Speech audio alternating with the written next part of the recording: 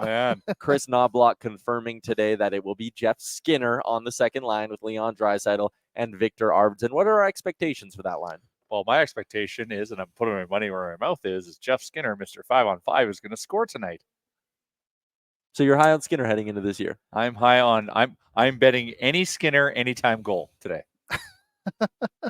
If one Skinner scores, Jay is happy. Yes. We have a couple of Skinner, I'll call them doubters, haters in our YouTube chat. And again, Jay, you didn't come on once all summer. Never invited. I actually had to ask if I could come on for this season. True. That's true. But what if you had to set an over under for Skinner? What would you set for goals? For goals. I guess there's two things. It's what do I think his ceiling for goals are, and what we would be happy with if he got. What would if he got 25 goals, I think we would all be super happy. If he got, I'm just saying as like the minimum. I think he can get north of 30. My bar I think is 30. 30 is like that's the yes no he's good or bad.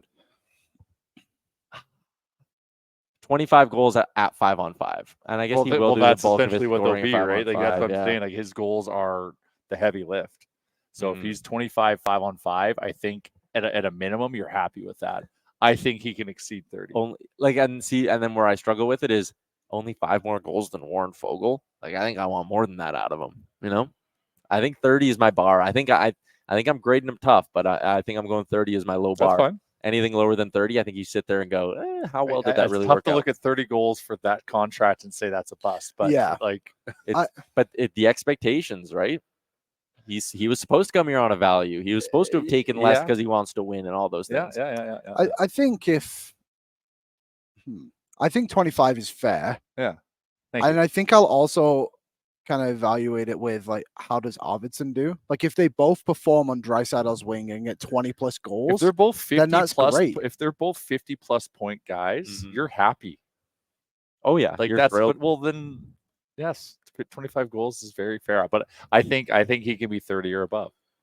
And it's almost a certainty that one of those two are scoring today. You think? It's just kind of the new guy, you know? Yeah.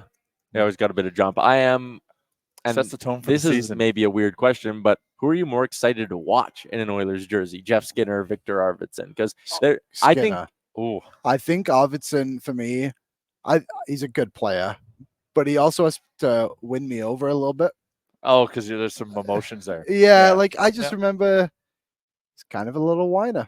Yeah, like he does. Watching him against LA when we went to Tyler and I went to Game 5 of those kids from Fort McMurray.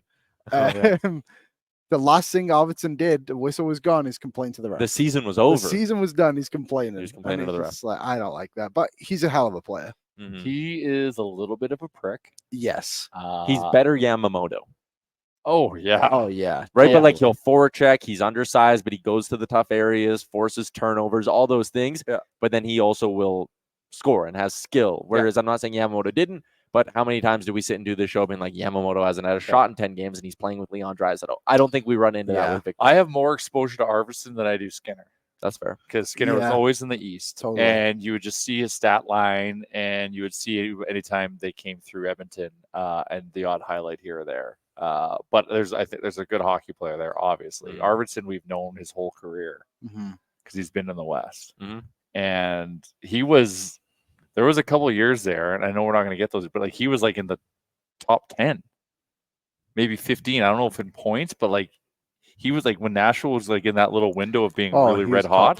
He was a factor. Yeah, 29 goals in 17-18, 34 goals in just 58 games in 2018-19. Like that is a 40-some goal pace. Yeah, can't do the math that fast, but it's a significant pace. And even last year, if you go to the last 2 years, 32 goals over the last 2 years in 95 games. Like he should be a 30-plus goal guy for this team. Should be. If he stays healthy. If he stays healthy. That's the big thing with him. Well, I actually have a stat, Tyler, if you don't mind, Ooh, about Draisaitl, which would help Skinner and Arvidsson. Okay. Draisaitl, let me get my notepad. Okay, pull it up. Oh, pen to paper. He's old school. Prepped.